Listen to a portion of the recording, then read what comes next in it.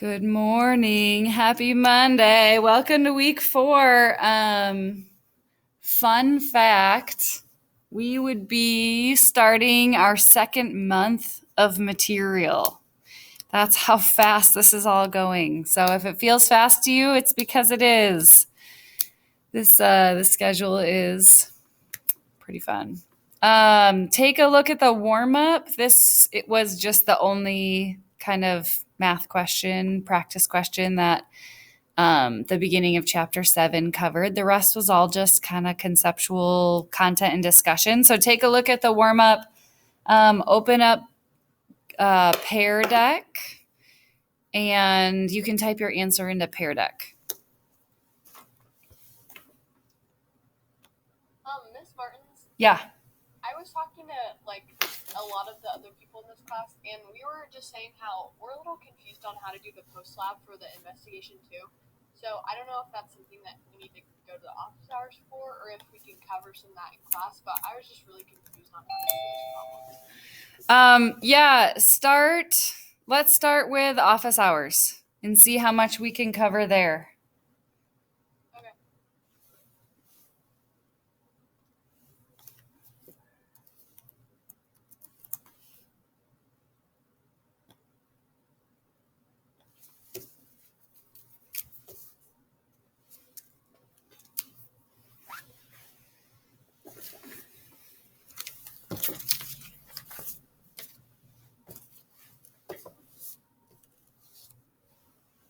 Okay, feel free to type in answers.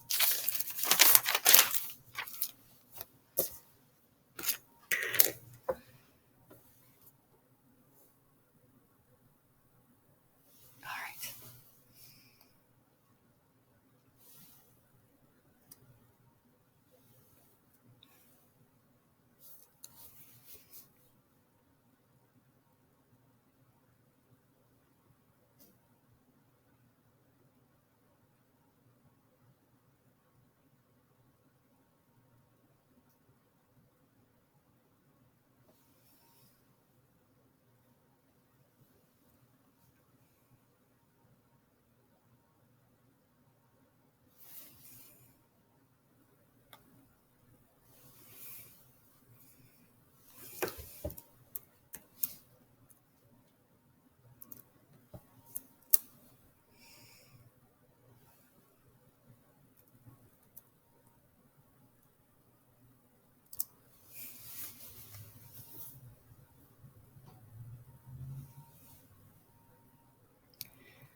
This would also be a good time to ask questions if you have questions.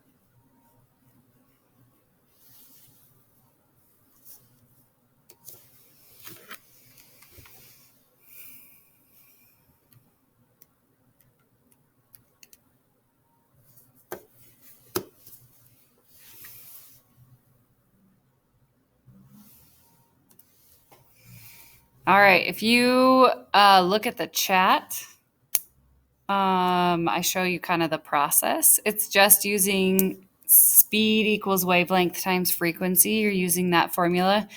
And since your frequency is in the inverse of seconds already. You don't have to like convert or anything. And if this was a multiple choice question, what I would do is just look at the exponents since, oh, sorry, I typed a negative when I shouldn't have. Your exponents should be around to the -7th. So if you look at exponents, your exponent of speed is 8, and then you're dividing by the exponent of frequency, which is 14. So you should be like somewhere around 8 minus 14, which is a -6. But since 4 is bigger than 3, you're going to end up with a decimal. So your exponent should probably be around a -7.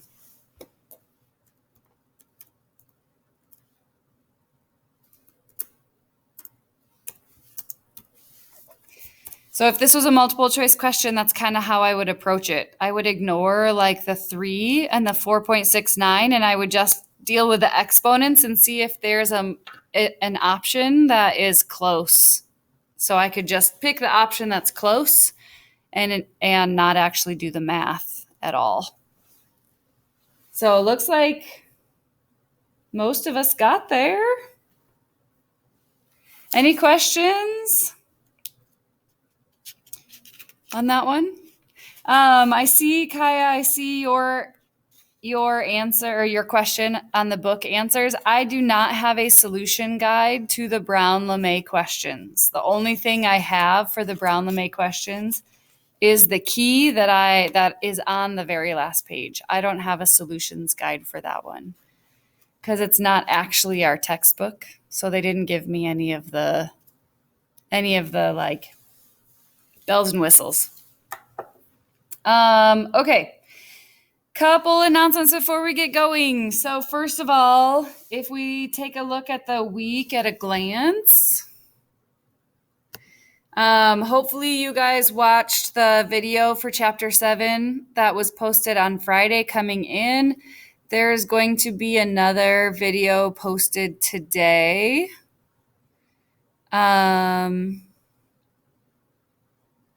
Wait for it. Come on, little buddy. You can do this. Respond.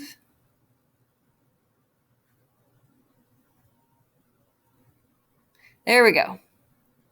Okay.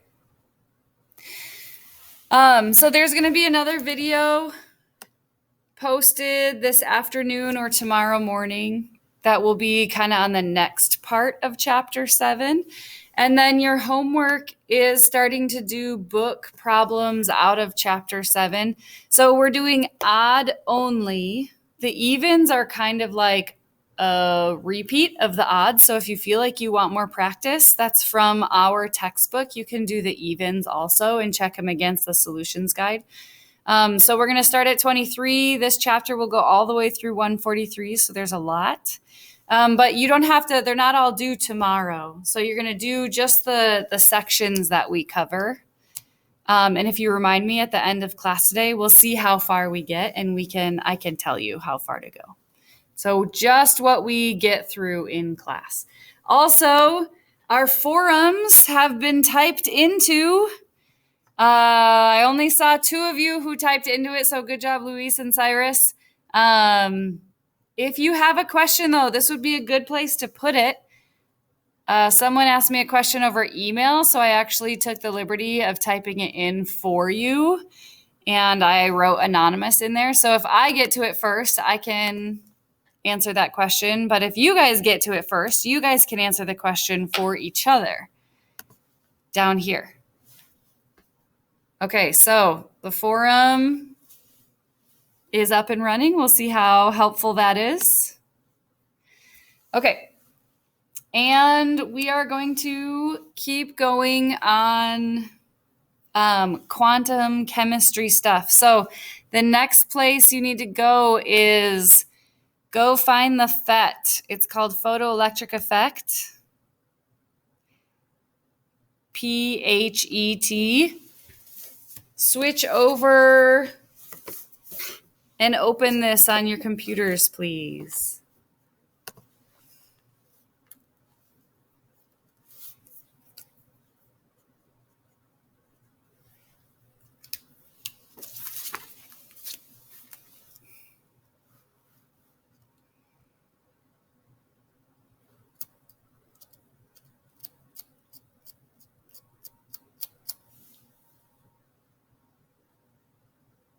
Yeah, there's a link on Google Classroom.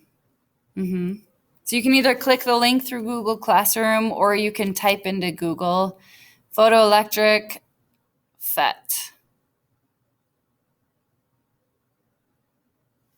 I think it might be slow on my computer because I'm also running Zoom and Screencastify and Pear Deck and FET all on one Chromebook.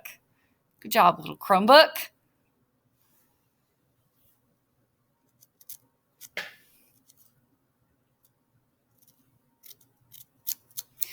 All right, so we're going to play with this. First of all, find the target there and switch it to zinc for me. Different metal will react differently to sunlight.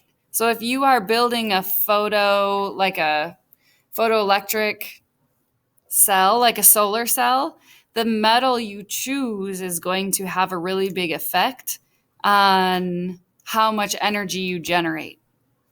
So different metals have different thresholds.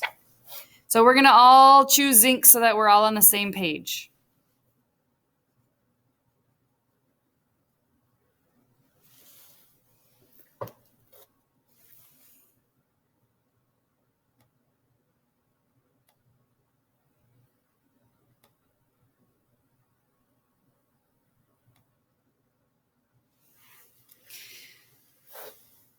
Okay, so first of all, I want you to play with the wavelength here. Oh, you gotta, sorry. First thing you have to do, actually, change the intensity to 50%. And now play with the wavelength. So what wavelength do you have to be for zinc in order to knock electrons off the plate?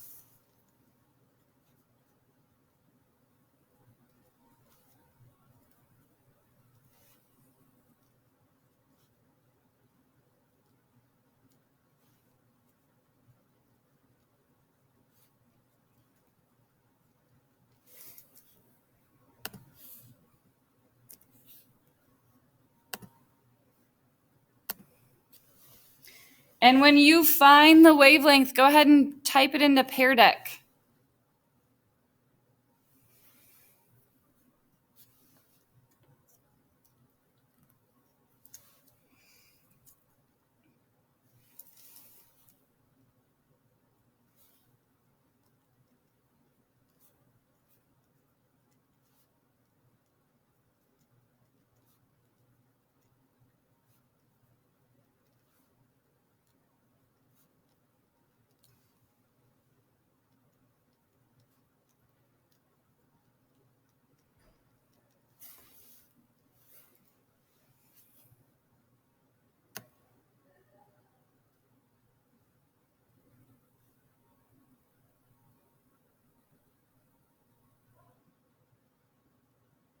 Ms. Martins, how do you know when you get the right wavelength?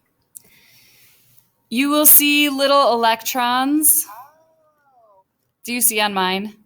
Got it. Yes.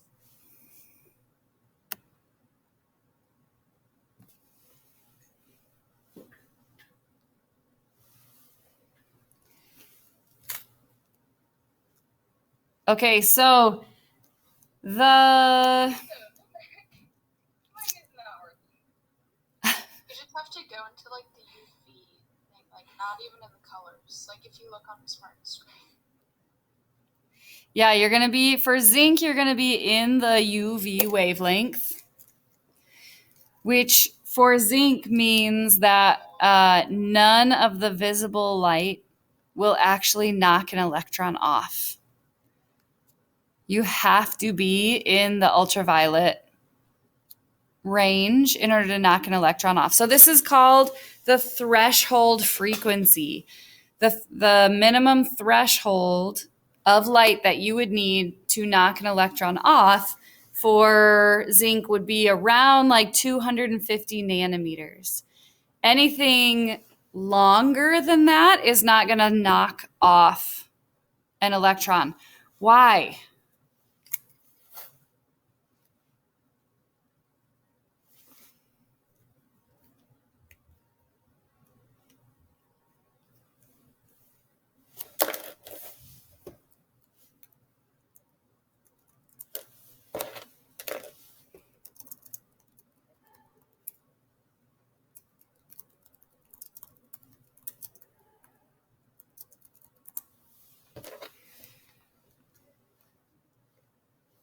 It's not density of the atom. It is linked to atomic structure, but I'm not sure what the link is. I can't tell you a clear pattern off the periodic table. So from reading the chapter, from outlining the chapter, from listening to my video this morning, why won't wavelengths that are longer than 251 nanometers, why won't they knock an electron off of zinc?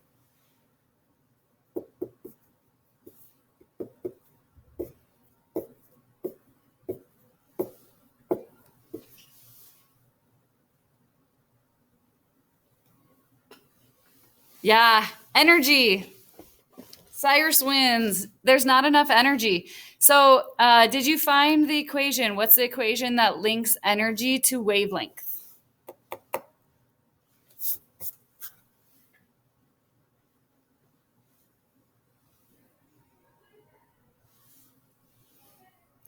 From reading in your book, you should have an equation that links energy to wavelength or frequency. You can do wavelength or frequency.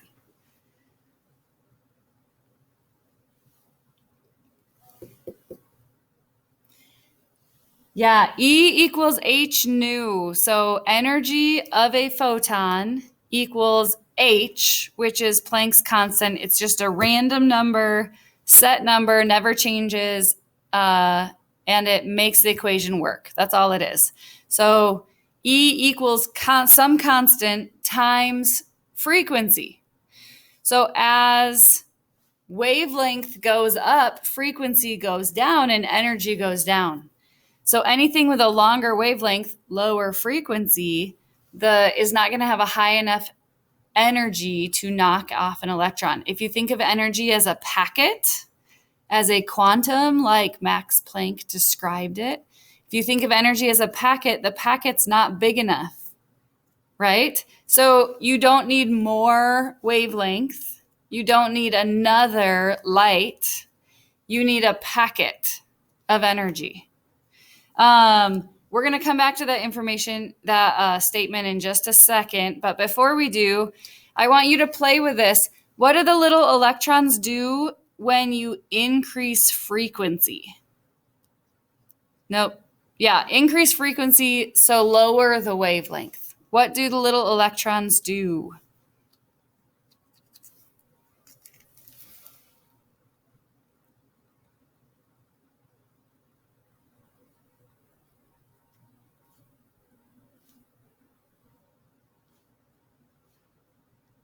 They move faster. They move faster, yeah. So increasing the wavelength is going to increase the speed. You're going to knock more electrons off and they're going to move faster. Now play with intensity. What does intensity do? If you increase the intensity, what does that do with your little electrons? Does it bounce off more electrons if it's more intense?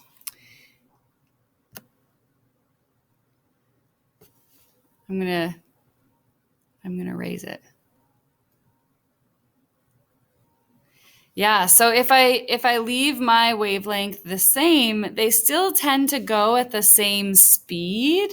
There's a couple that are moving faster, couple still moving slower, but there's more electrons. So they're knocking off more electrons. So when you're changing intensity, what you're doing is kind of equivalent to increasing the amount of light waves. So if I have a low intensity, you can think of that as like one light wave coming across, knocking off one electron. If I increase the intensity, now I have like 5 light waves coming across to knock off 5 electrons. So intensity is like a measurement of how many waves you have. And that's going to affect the number of electrons. If you play with frequency and wavelength, that's going to affect the number of electrons, but also the speed at which they get knocked off. More energy is going to knock off an electron with more extra energy left over that can then be translated into velocity, basically. Okay, so now that we kind of have a framework for how this works, I want you to change it to sodium and play with this. Is the threshold frequency the same or is it different?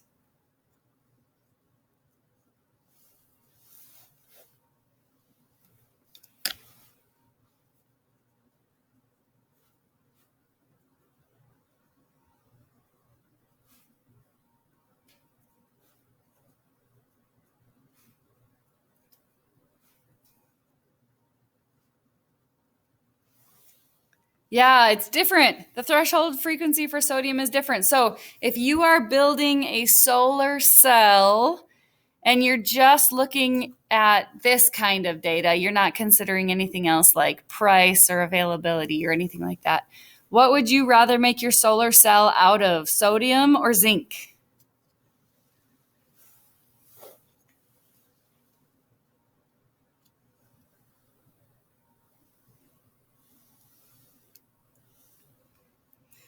Riley, why would you rather make it out of sodium? Because it requires like nuclear light. Yeah, you can knock an electron off with a whole bunch of light. You have options now, right? You can knock it off. Let's see. Let's see if I can find the threshold quickly. So orange light won't do it. Yellow light won't do it. Green light. So I could use green, blue, violet, ultraviolet. I can use any of those lights to knock off the electron from sodium. Whereas with zinc, I could only use ultraviolet. None of the visible light would actually knock off an electron. So I could, with sodium, I might be able to use just like a light bulb, right? Whereas with zinc, I would have to use like sunlight or a specialized light bulb to actually get this to happen. Okay, so now we get to this question of, so what? Why do we care about the photoelectric effect? So the photoelectric effect is probably the most important, least impressive demonstration that happened in like quantum chemistry. It totally changed the structure of the atom, the theory about the structure of the atom. So why? What did this actually change? Can somebody take a stab at that? Or you can type it in a Pear Deck if you want to kind of work out your thoughts. Why was this an important experiment? How did it change the atomic model?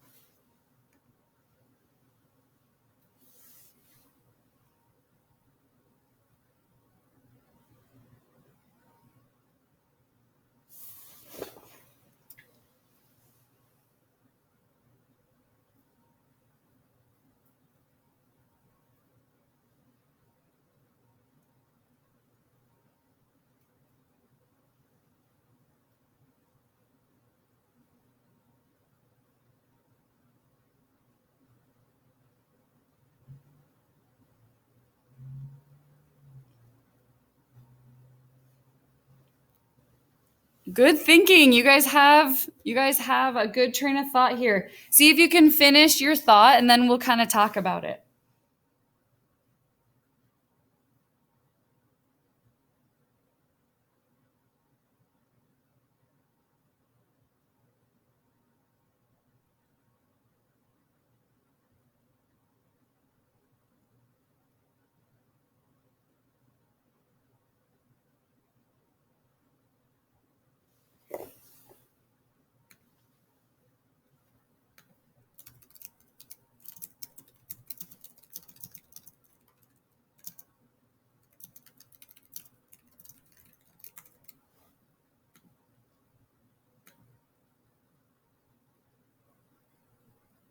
Okay, so let's talk about this. I'm gonna close the FET to kind of give my Chromebook a little bit more power here.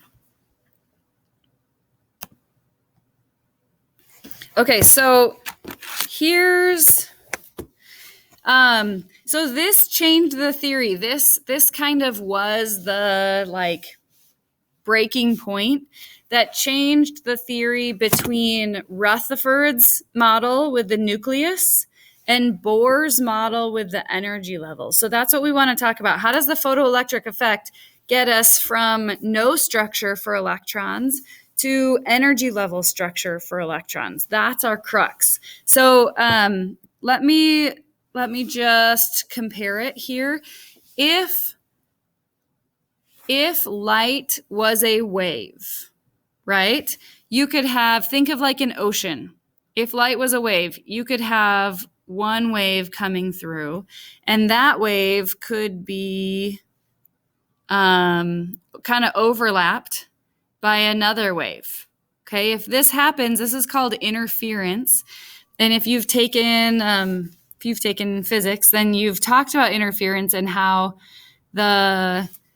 when the crest of one wave lines up with the crest of a second wave, that is called constructive interference. And what happens is you get this wave that is both of them on top of each other. So you get this wave that is built out of the first two waves. That's constructive interference.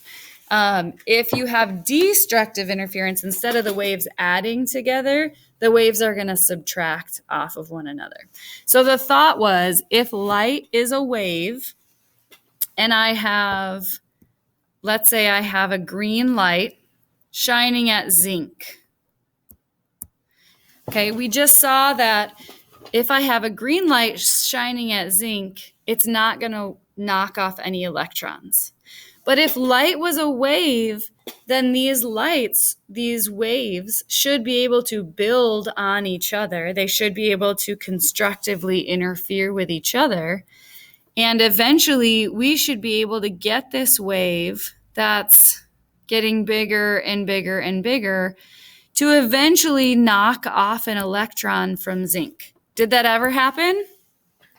If I take, instead of having one green light bulb, if I have 100 green light bulbs, can I get them to knock off an electron from zinc? Give me a thumbs up, yes, that would happen, or a thumbs down, nope, that would never happen. Yeah, right. That'll never happen. You don't need more green light to knock an electron off of zinc, because in this case, it's not the amplitude of the light that knocks off an electron, it's the energy. And amplitude of light is not the same as energy. So we don't need more green light. What do we need?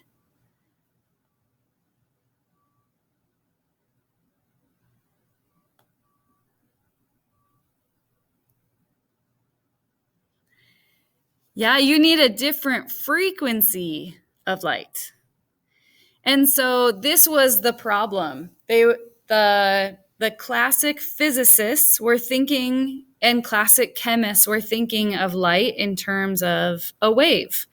But the shift that Max Planck and Einstein made was, okay, well, light is not only a wave, it has all these wave-like characteristics, But what if we thought about light as if it existed in bundles, right? It existed in little packets. And so these little packets of green light, they don't build on one another. You just need a bigger packet. And a bigger packet, a bigger bundle of energy is going to come from a different frequency. E equals H nu. If we change the frequency, if we increase the frequency, then our packet of energy is going to get big enough to finally knock off an electron from zinc. So they started to think about light in terms of packets that can affect the electrons. And vice versa, instead of thinking about an electron as just a particle, they also started to think of an electron as having like a wave-like frequency, which we're going to get to in like 3 slides. So maybe in tonight's video, we'll talk about that. So we have this light that's existing in packets, and those packets of lights can be absorbed by electrons to knock it off of zinc, but also it can be absorbed by electrons and then given off again. And that's what we saw last year when you look at, let's say, sodium. Let's go back to sodium. If we look at sodium, okay, sodium's electron can absorb light. So if we have light coming in and hitting this electron, when an electron absorbs light, it's going to move away from the nucleus, right? And then what happens once that electron moves away from the nucleus? That's at a higher energy level, or sometimes we say an excited energy level, right? What happens next? It goes back down to the nucleus. Yes, it falls back down. And when that electron falls back down, what is given off? Energy, right. Energy is given back off. And so we would call this lower state the ground state. Because it's the lowest energy. So this is Planck's model of the atom. Planck said, okay, if light exists in packets, then an electron can absorb 1 packet or 2 packets, but it can't absorb 1.5 packets. So we're going to find our electron either in energy level 1 or energy level 2, but we would never find the electron anywhere in between the two, because if energy exists in packets, it can only be absorbed in multiples of that packet. It can't be absorbed in fractions of that packet. And so what element was Max Planck studying? Does anybody remember from last year? He was studying a very specific element.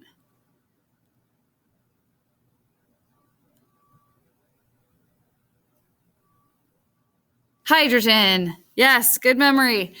Yep, Max Planck was studying hydrogen. And so hydrogen has a very specific line spectrum here. So this is kind of the evidence that goes along with how he built the atom, right? So if hydrogen can absorb this packet of energy, or twice that packet of energy, or 3 times that packet of energy, here's the colors that come off of those packets being absorbed. So I'm going to build a model of hydrogen that has energy levels at those specific frequencies, which correspond to those specific energies. And those energies are always going to be a multiple I can have one of these, or I can have two of these, or I can have three of these, or I can have four of these. So we're going to put an N in there. That's where the N comes from. It's a multiple of that because I can have one of those or two of those or three of those packets. And those packets are going to lead to energy levels. And those energy levels are reflecting very specific colors or very specific wavelength and frequencies. And that's how Max Planck built his model. And actually, pretty cool thing that he did was he predicted what energies hydrogen will give off in both the infrared, which would be over here, and also, let me get the colors right, ultraviolet spectrum, which would be over here. So there are these two invisible spectrums that they couldn't see and they couldn't detect because they didn't have the technology to see or detect infrared or ultraviolet light yet. And Max Planck actually predicted them perfectly based off the model that he built off of the visible light, which is pretty cool. All because of the shift in thinking that happened with the photoelectric effect, shifting from thinking of light as continuous and able to build increment by increment by increment, which would give us a continuous spectrum. And then we shift that thinking to packets of energy. So you can't have any specific amount of energy. You can have multiples and nothing in between, kind of a deal. So this is what Bohr built his models off of. And the way the models changed are because he introduced energy levels that the electrons lived in. So give me a sentence. In Pear Deck, how did the model change? And what evidence did he use to base that change on? I'll give you a couple minutes to try to put that into words.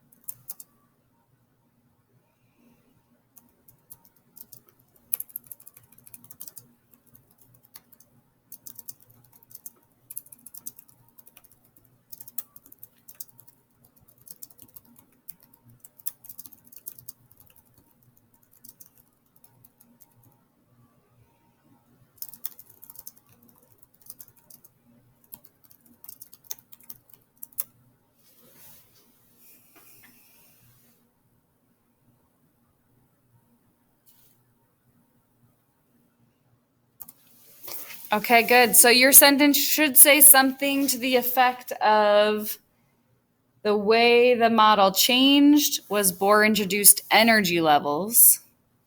So the electrons could only exist at specific energy levels. And it should say something about the evidence being that hydrogen produces a line spectrum, which only has specific energies. Hydrogen cannot produce a continuous spectrum, which would contain all possible energies. Right. Something to that effect. If you want to finish your thought, I'll give you like 30 seconds to finish your thought.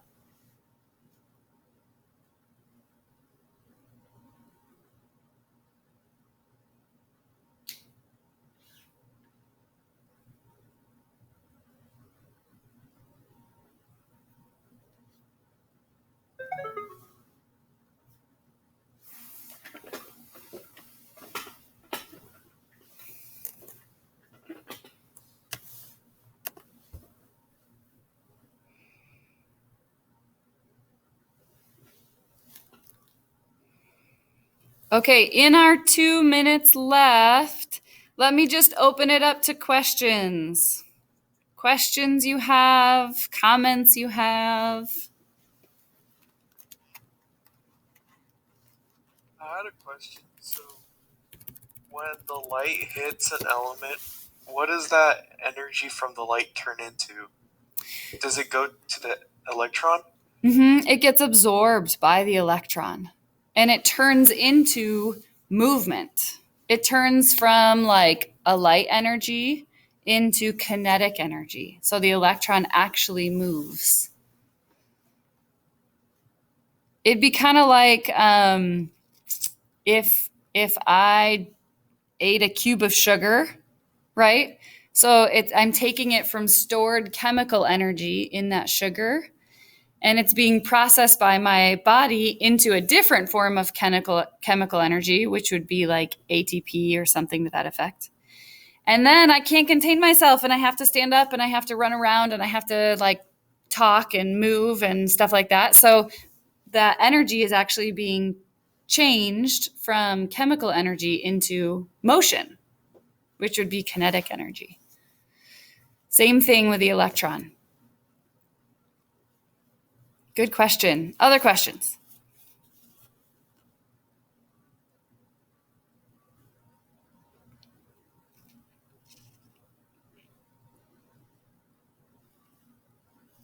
No.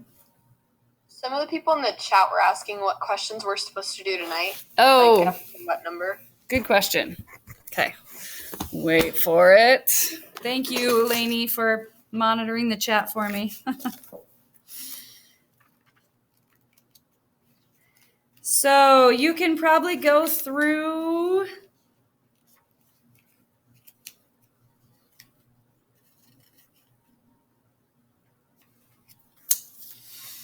Well, you can definitely do like 45 through 61. 20, the stuff before that, we haven't actually talked about together, but you can probably answer it based off of your outline. That's kind of what the question should be. So 23 through 43, maybe you can answer those off your outline. And if not, those would be good questions to bring into class. And then 45 through 61, you should be able to answer because it's all like using the equations. I don't know. De Broglie, you might actually. Oh, actually, hold up. Hold the phone.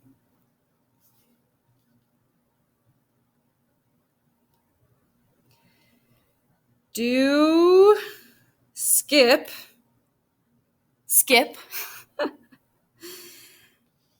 53 through 61. Skip those.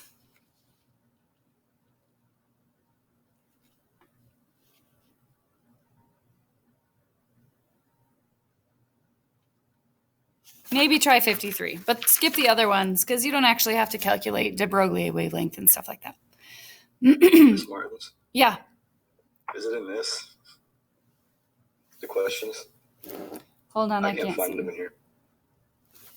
It's in this. Man, I'm supposed to have that, right? I don't have that. Yes, please go pick one up, Ryan. You really need this. Okay. Okay. Can we talk about when I can do that after class? Yeah, I think you can do it like 3 to 4:30 at the library. Today? Yeah. Okay, I'll do it. Okay.